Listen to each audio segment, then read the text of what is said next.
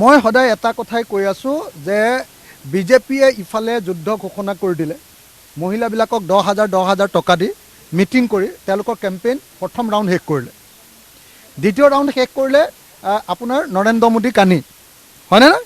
আৰু তৃতীয় ৰাউণ্ড শেষ কৰিব এতিয়া এইবাৰ ধৰ্মীয় বিষয়ক লৈ বটদ্ৰৱাক লৈ আপোনালোকে তৃতীয় ৰাউণ্ড শেষ কৰিব।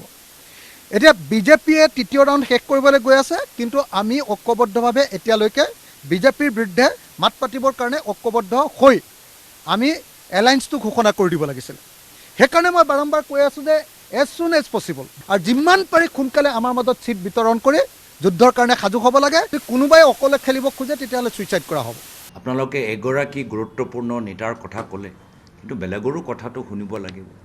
বেলেগৰো কিছু তেওঁলোকৰ পৰামৰ্শ থাকিব পাৰে, তেওঁলোকৰ কিছু পৃথক চিন্তাধাৰা থাকিব পাৰে, তেওঁলোকৰ ইচ্ছা হ'ব পাৰে কি আমি নিজৰ মাজত বহি বিভিন্ন কথাবোৰ আলোচনা কৰোঁ। তো আমি সেইটোৱে বিচাৰোঁ যে যি সিদ্ধান্ত আমি ল'ম সামূহিকভাৱে ল'ম।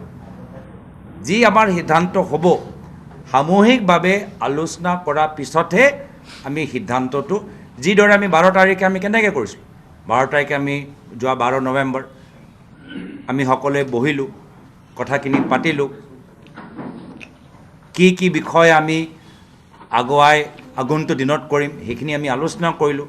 আৰু আমাৰ সামূহিক সিদ্ধান্ত আমি 12 নৱেম্বৰ মিটিঙৰ পিছত আমি ৰাইজৰ আগত আমি প্ৰকাশ কৰিলোঁ।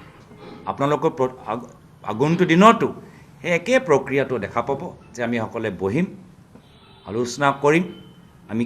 আমি যিখিনি কথা 12 তাৰিখত পাতিছিলোঁ, আমি যিখিনি ৰণকৌশল তৈয়াৰ কৰিছিলোঁ, আমি কিমান আগবাঢ়ি গৈছোঁ, আৰু তাৰপিছত এতিয়া নেক্সট ষ্টেপ কি, আকৌ আমি সামূহিকভাৱে সিদ্ধান্ত লৈ ৰাইজক কেনেদৰে আমি লৈ যাব লাগে সেই বাৰ্তাটো আকৌ আমি সামূহিকভাৱে আগবাঢ়াই লৈ যামগৈ।